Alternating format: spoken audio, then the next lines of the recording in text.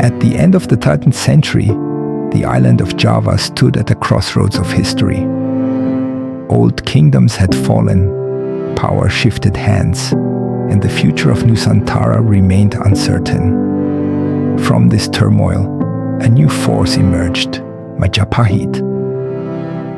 A kingdom born from collapse, shaped by strategy, ambition, and an idea of unity. This story is not only about greatness, but about how power is built, sustained, and ultimately tested by time.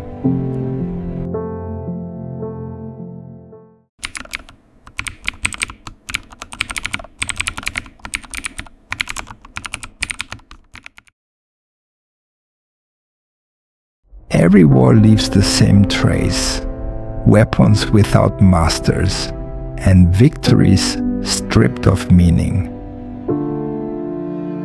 In the land of Java, fire did not only consume cities, it dismantled the order of power.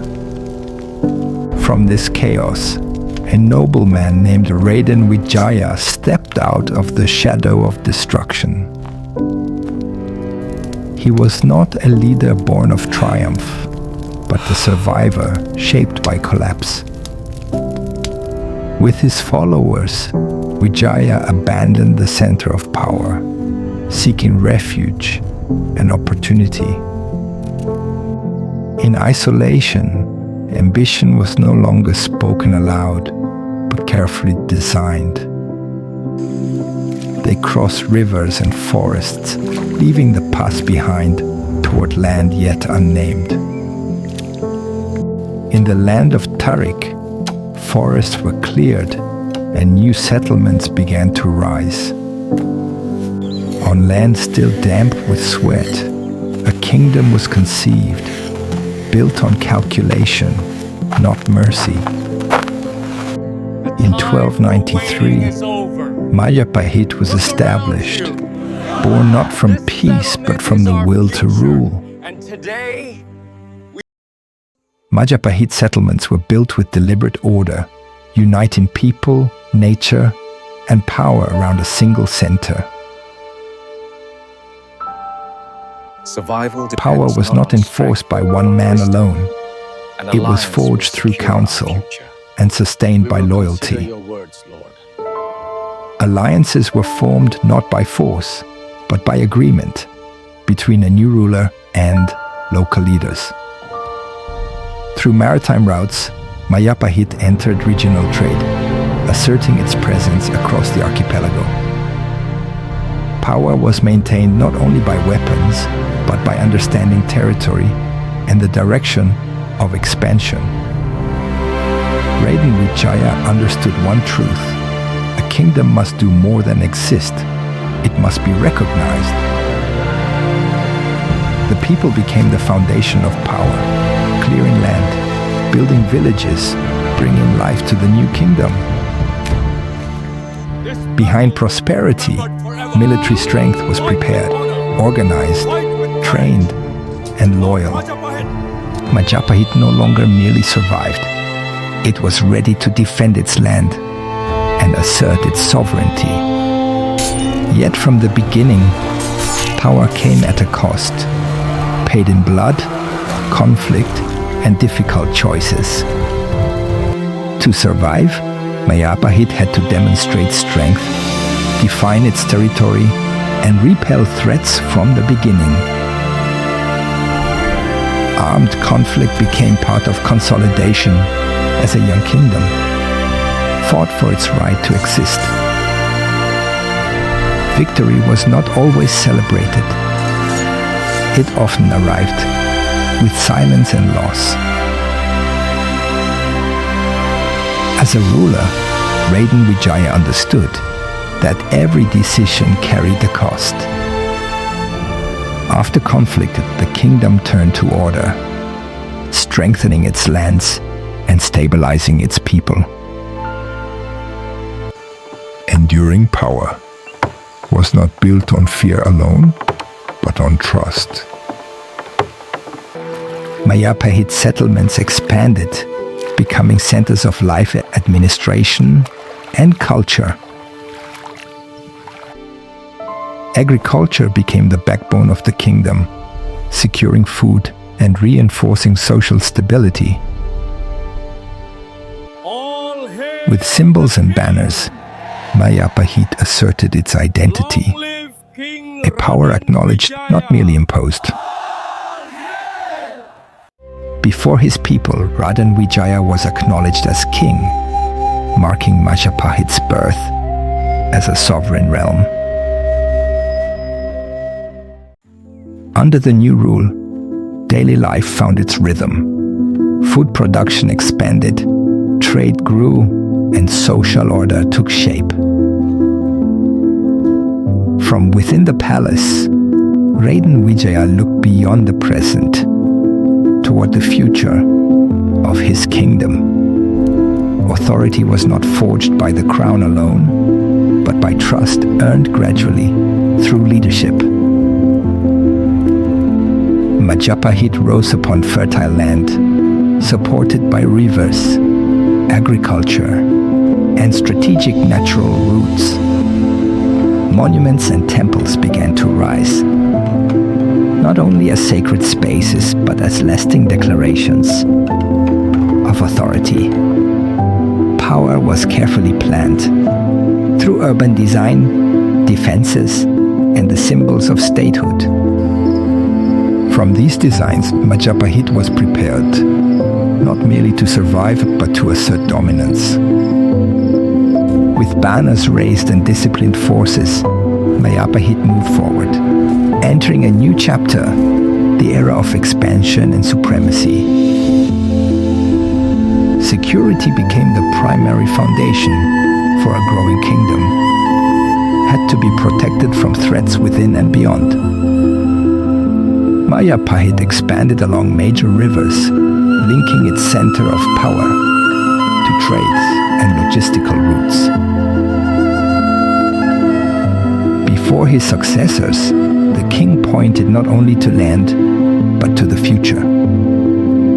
Knowledge and responsibility were passed on directly, so power would not be broken by time.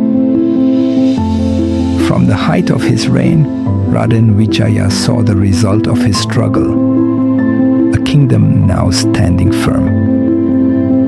Yet every king understands one truth: power is temporary, legacy is eternal. In the years that followed, Majapahit entered an era of stability. Strong administration, managed territories, and expanding influence. The kingdom became a center of civilization, where culture, belief, and power converged. Within the palace, new figures emerged, military leaders who would shape the course of history. Among them, a man named Gajah Mada would lead Majapahit beyond its known boundaries. Gajah Mada, holding the office of Mahapati, declared a solemn oath, a vow to unite the lands under Majapahit. The Palapa oath went beyond words. It became a political commitment that redirected the course of history. Engraved in stone and preserved in memory, Majapahit's ambition became inseparable from its identity.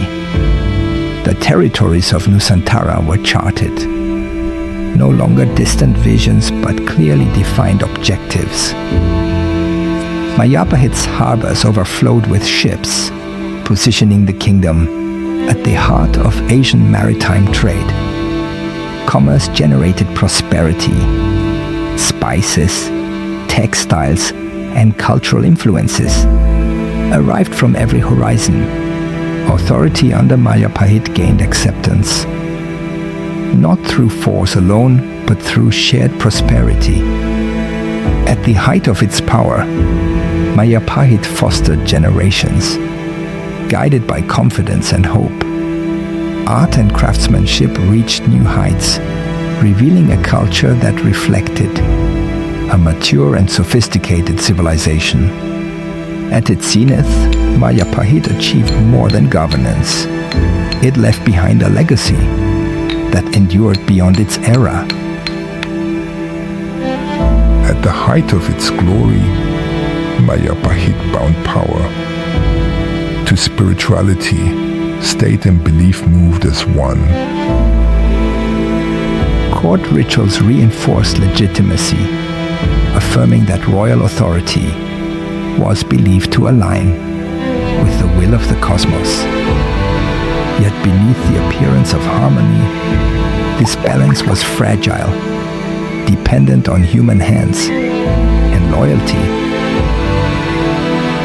Grand celebrations filled the palace, but splendor often concealed fractures yet unseen. Before the people, unity appeared complete. King and Mahapati stood side by side.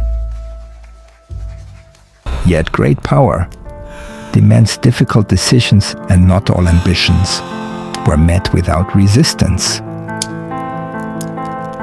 Behind palace walls, whispers replaced oaths. Intrigue grew among the elite. The symbols of glory still stood, but signs of division slowly etched themselves within.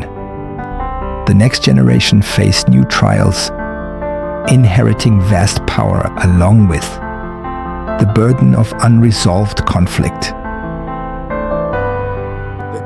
From this moment, Majapahit's greatness was tested, not by enemies from beyond, but by divisions within. When conflict could no longer be concealed, the palace hall transformed into a battleground of interests.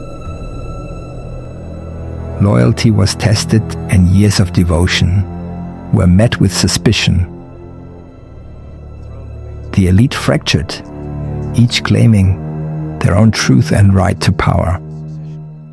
Court politics no longer knew unity, only opposing ambitions remained.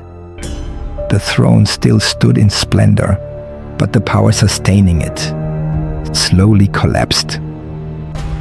The next generation inherited the crown without inheriting the unity that once upheld it.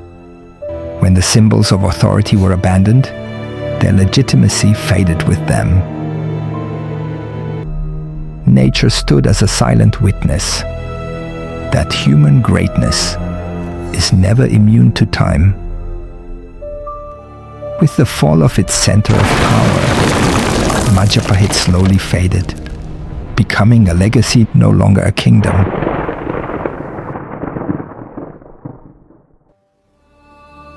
Though fractured by division, Majapahit did not fall at once. It still stood beneath the shadow of its own glory. But the palace began to lose its voice, without command, without direction. Power was still being assembled, as if the old order could be summoned once more. Leaders stood firm, yet decisions were now born of fear. The call to war was raised again, not to build greatness, but to preserve what remained of power. Armies were gathered from many lands, carrying loyalties no longer whole. In their faces, courage was reflected, alongside doubt about the purpose of this war. When battle erupted, blood once again soaked the land, history repeating itself with no promise of victory. One by one, the standard bearers fell, along with the hope of former unity. At the battle's end, only silence remained, a sign that power does not always die swiftly. Amid ruins and fallen bodies, war revealed its true face. Loss, victory lost its meaning when the price paid was too great to be called glory. Leaders realized too late that power sustained by blood would end in solitude. Fire consumed the centers of power, marking the end of an old order. Amid destruction, the throne was still occupied, yet power had already departed.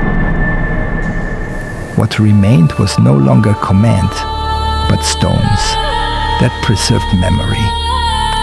The crown lost its meaning when there was nothing left to protect. Time began to take over, erasing names but not lessons. Majapahit did not fall in a single night, but through a long process, division and the loss of purpose.